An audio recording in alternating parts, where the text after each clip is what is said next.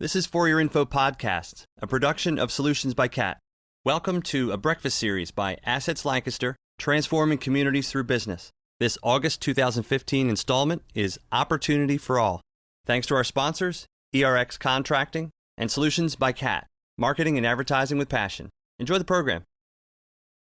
So any quick questions for those that can stay? I think the challenge is that we have to get it paid, because we have to think about who our competition is. And if somebody else is offering a young person a paid opportunity to do something wrong, and we're offering them knowledge over time, that's abstract. And you're talking about the moment and what their family is going through, and their opportunity to contribute to that in a positive way. And so our offerings tend to be abstract because we understand what's on the other side, but we've got to find a way to compete with the appropriate competitor. And our competitor are people who are offering money, resources, protection, things that they need in this moment. And we're offering abstractions for the future that we know where they lead, but we've got to draw that line better, and we've got to figure out who it is that we're trying to be louder than in the conversations that our young people are having. Moreover, Dan, there are talented Latino and African American millennials who would like a seat at your tables. And I know that some of the boards, probably a lot of the boards that represent your organizations, do not have people who look like me, who come from my community. And so that is incredibly important, because our youth are looking up at all of these little entities that don't have leadership that represent their culture. And so that's kind of simple. That doesn't require a salary. It requires for organizations to be incredibly creative and proactive in seeking out more representation that looks like our communities. So thank you so much for saying that, Ben. So with Global Chambers, an organization that myself and Jonathan are a part of, we've been having this conversation about race and racial justice and implicit biases a lot. And we had this really incredible meeting just a few weeks ago now. We really sat down and we fleshed it out. And I think that we have so many similarities to your very synergistic opinions. Like all three of you really brought the same issues to the forefront. So that was great to see that everything is coming together. However, I think that we also have some profound differences in the way that we think as people under the age of 30. So I do think that there's a huge opportunity in bringing more young people to the table and having young-ish, I consider myself young-ish, people help lead that conversation too, help be a part of their facilitation. And lastly, thank you for saying that they need to get paid. That's a huge problem that I think our education system is enforcing, that our internships, they're so valuable. They're so great for where we want to be as young professionals, but we can't afford them. So that's where we do need to get creative. So thank you for meshing all those issues together, because that's something we're thinking about a ton.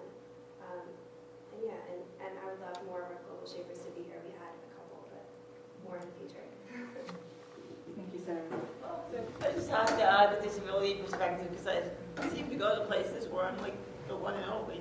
And I don't represent everybody, even though that's kind of what you're saying, is when you go to a room and there's people that are white and people that are non-African, you pretty much are considered the expert. And I'm not the expert, but it's really important to come up with some kind of commodity other than money, some kind of value. Like, for example, attendant care, they haven't had an increase in years, and that's a person that can't get up in the morning unless they have somebody to help them, and they can go to a job where they can make six figures. So if there was a way, the only thing I know is community exchange, where you borrow money is really time. I don't know if anybody heard of it, where you share. Okay, somebody can do something, it's in hours. So if somebody can do something, and then the other person helps back, and it's exchange of services. So maybe something like that. I don't know if I'm being naive, but maybe some people can get together and come up with something, because money is not there. That it doesn't just have to be young folk or young-ish folk, whatever that is, right? Youngish folk. That it just doesn't have to be that every person has something to bring to the table. Simply put. And that if we need money as a resource, then we remove the resource so that it's fluid and moving through our community, supporting endeavors, and at the same time paying folks thriving wages so that they can actually pay their bills and not living paycheck to paycheck. And what about an alternative economy in which we can use time barter for services so that it doesn't put everybody out? This is not a new concept. It's a phenomenal one that communities are using across the United States. So there's so much possibility. There's so much places to connect. This is a starting point, the tip of the iceberg. There's resource paper on your table, so you can kind of go sift through that. Any other questions? We're all here. There's one thing I would like to do before we kind of close up shop, knowing that we're rare with time.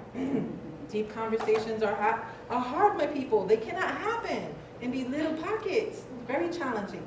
The one question I want you to ponder on for a couple of minutes, and whoever's willing to share, raise your hand, is where do you see yourself in this work? And then that'll be our closing question. So take a couple of minutes to think about it, and then somebody use their awesome courage to say, I'd like to share where I see myself in this work. As far as that question is, I'd like to see myself in this work as in being able to show our youth, because they are our tomorrow, all of them, don't matter where they came from, where they were born, what ethnicity, what level. I'd like to show them that they can make it, that they can be a part of this society, they can be a part of this community, that they are our tomorrow. We're not going to close doors to them, that if they can give, then we can give. That if they can do, then we can accept.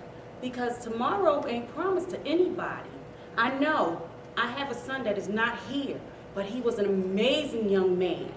But he would give to anybody. It was nothing he wouldn't try. I have 4 girls. They love people. And as you can see, I am a minority, which, you know, it's a good thing. Because everybody is a minority in today's society. But it's to show them that tomorrow is promised to them. They can build a better tomorrow. It doesn't have to be what they've seen today. If they can do it, they can build it. That's where I see myself as part of this community, as in what I want to do for this community. Because I don't want my little girls to be sitting back there saying, well, you know, we're not going anywhere. We might have to drop out. We might have to be generational poverty. That's not an option. I refuse. That's not an option. Why I'm here, except for I want to be a part of my community. And I've been sick and out of the world for a while, and now I'm trying to come back in. And I've had this wonderful vision, and it's so nice to hear our gal here, I don't know her name, talking about pairing people up, because I believe that there's a whole group of women, and I know from the YMCA program, I can't think what it is, getting women back in the workforce, but there are women that can't afford housing because they're displaced because of divorce or other reasons, but they're a woman who's fully able to get up early in the morning and live with someone else and help them to achieve what they need. I mean, it's pairing up those people, and that's the idea that I have, is how do I find those women, and how do I pair them with those women that have homes, that can give them that place to live, so that they can build up their own money, so that they can then be able to live on their own again, rather than a handout, rather than, you know, living on substance housing or something like that. But that kind of pairing up with people who need somebody, older women, someone that just needs company. But there's got to be a connection there, because I know there's a lot of women who have that ability to invite someone in. How do I pair them up? That's kind of what I'm doing. What's your name? Jean Hendren. Do you represent organizations? No. We're going to support you, right? Because the idea that you have lived a life up until this moment and are a hands-on learner, this idea, is the fact that you have self-educated. And that every piece of your life is a resource for greater learning and expansion.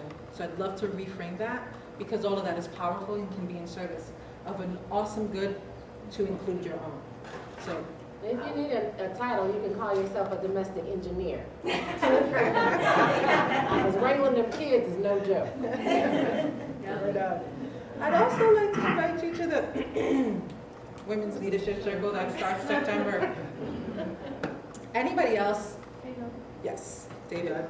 For me personally, where I stand in this work, I think it's become, it's not a work, this work is over here and this is the rest of my life. My life and this work is one.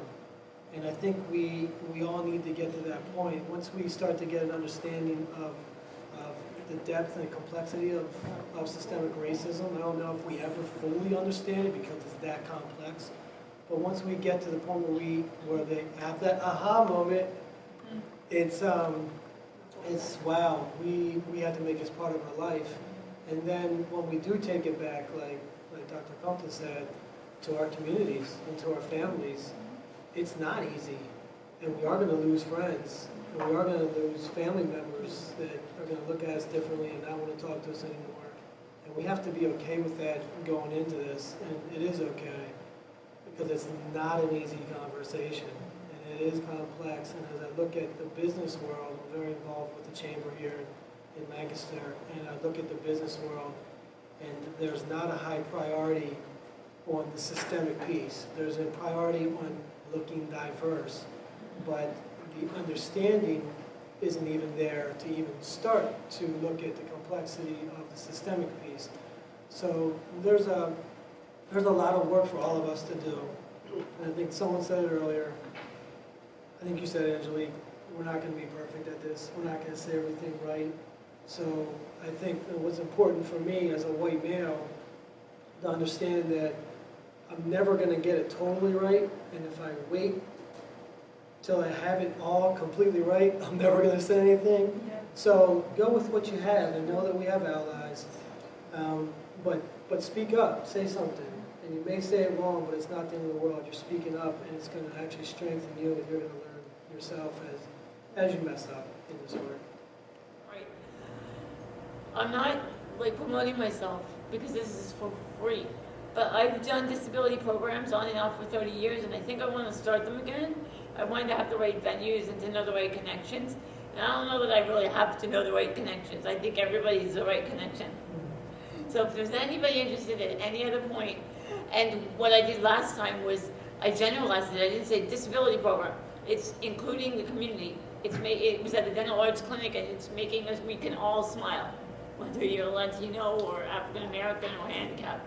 We can all smile. I could probably use that title everywhere. But I would love to be included or include somebody in the program if there's an interest. Near and dear to my heart, and that is people who have been in our criminal justice system, people who have been incarcerated, people returning to our communities, probably the most marginalized, demonized population that we have today. And it was really stunning when I was looking at the slides that Jessica was showing and the significant ramp up in the poverty levels among African American and Latino populations, because that arc over that same time period exactly matches the rapid increase in our prison population over the past 40 years. I mean, you could lay those right over top of each other and they would line up perfectly. And Harvard sociologist Bruce Western has said prison is the new poverty trap. And it's absolutely true. And so I'm about lifting up voices of people who have been in prison and who are returning to our communities that no one else will listen to.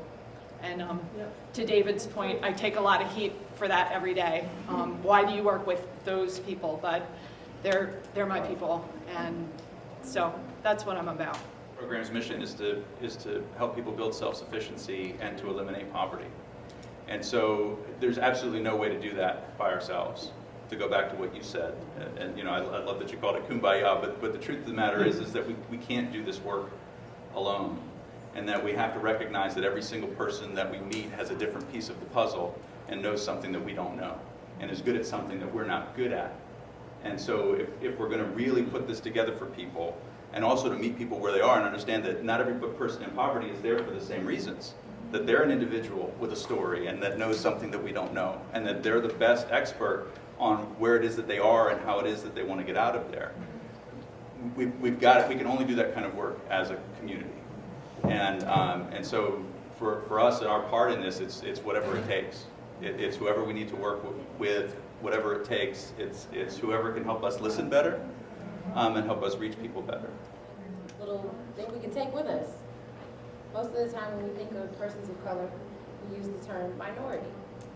If you look at the census information, persons of color are actually the new majority. So just to offer that, I mean, like if you just gonna want to drop something, just drop it and keep it moving. You the new majority, and just walk out. At the at the water cooler, the copy machine. Although that new majority you mean, going on, and then I can say I'm a member of the new majority. Yes. We want to thank everybody for staying this long, for engaging, for listening. We really appreciate it. And there's another breakfast, so I'm going to hand it over to Jess to kind of wrap it up. Thank you to our panelists for their awesomeness. Every first Tuesday of the month. So come back again in September, October, November, December. We hope to see you again.